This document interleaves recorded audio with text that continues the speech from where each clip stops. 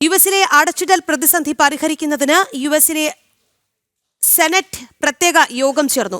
3 ദീർഘകാല ധനവിനിയോഗ ബില്ലുകൾ പാസാക്കാനാണ് സെനറ്റിലെ റിപ്പബ്ലിക് അംഗങ്ങളുടെ നീക്കം. ഹെൽത്ത് കെയർ ടാക്സ് 1 വർഷത്തേക്ക് താൽക്കാലികമായി തുടർന്നാൽ ഫെഡറൽ ഫണ്ടിംഗ് ബിൽ പാസാക്കാൻ സഹകരിക്കാമെന്ന് ഡെമോക്രാറ്റിക് അംഗങ്ങൾ നിർദ്ദേശിച്ചിരുന്നു. എന്നാൽ റിപ്പബ്ലിക്കുകൾ നിർദ്ദേശം തള്ളി. സർക്കാരിന്റെ ഷട്ട് ഡൌൺ 38ാം ദിവസത്തിലേക്ക് കടന്നിരിക്കുകയാണ്. വിവരങ്ങൾ ടിൻറ്റു ദാസ് നൽകും. ടിൻറ്റു പറയും.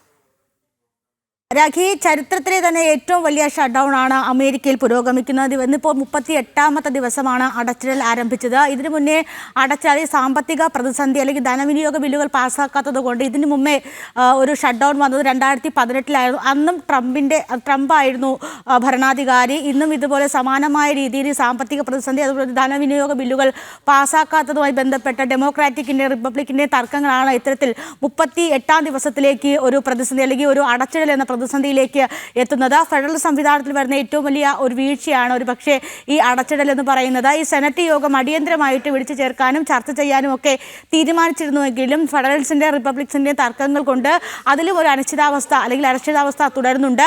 ഏറ്റവും പ്രധാനപ്പെട്ട കാര്യം 1.4 അതായത് 1.4 ബില്യൺ ഫെഡറൽ ജീവനക്കാർ ജോലിയില്ലാതെയോ ശമ്പളമില്ലാതെയോ തുടരുന്നു എന്നതാണ് ഏറ്റവും പ്രധാനപ്പെട്ട കാര്യം. മറ്റൊരു പ്രധാനപ്പെട്ട കാര്യം എന്ന് പറയുന്നത് ഈ ഹെൽത്ത് കെയറുമായി ബന്ധപ്പെട്ട ടാക്സുമായി ബന്ധപ്പെട്ട ഒരു വിവാദങ്ങളാണ് ഒരു പക്ഷേ ഇത്തരത്തിൽ ധനവിനിയോഗ ബില്ല് പാസ്സാക്കാതിരിക്കാനോട്ട് കാരണമായിട്ടുള്ളത്. അപ്പോൾ അതിലും ഒരു തീരുമാനം ഉണ്ടായിട്ടില്ല.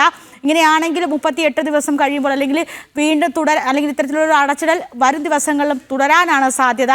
ഏറ്റവും പ്രധാനപ്പെട്ട കാര്യം സാധാരണക്കാരായിട്ടുള്ള അല്ലെങ്കിൽ അമേരിക്കയിലെ സാധാരണക്കാരായിട്ടുള്ള ജനങ്ങളുടെ ജീവിതം ദുസ്സഹമായിക്കൊണ്ടിരിക്കുന്ന ഘട്ടമാണിത്. അവിടെ ഈ സൗജന്യ റേഷൻ പോലുള്ള സംവിധാനത്തെ ആശ്രയിച്ച് കഴിയുന്നവരാണ് ഈ 1/3 ഭാഗം ആളുകളും സൗജന്യ റേഷൻ പോലുള്ള സംവിധാനത്തെ ആശ്രയിച്ചുകൊണ്ടാണ് കഴിയുന്നത്.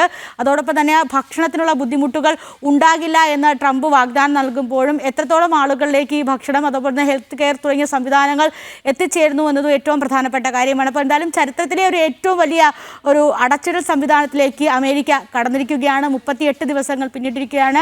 സെനറ്റിലെ ധനവിനിയോഗ ബില്ലുമായി ബന്ധപ്പെട്ട തർക്കങ്ങളും ചർച്ചകളുമാണ് ഒരുപക്ഷെ ഇത്തരത്തിലുള്ള ഘട്ടങ്ങളിലേക്ക് കടക്കാൻ. യുഎസിലെ അടച്ചിടൽ പ്രതിസന്ധി പരിഹരിക്കുന്നതിന് സെനറ്റ് പ്രത്യേക യോഗം ചേർന്നു.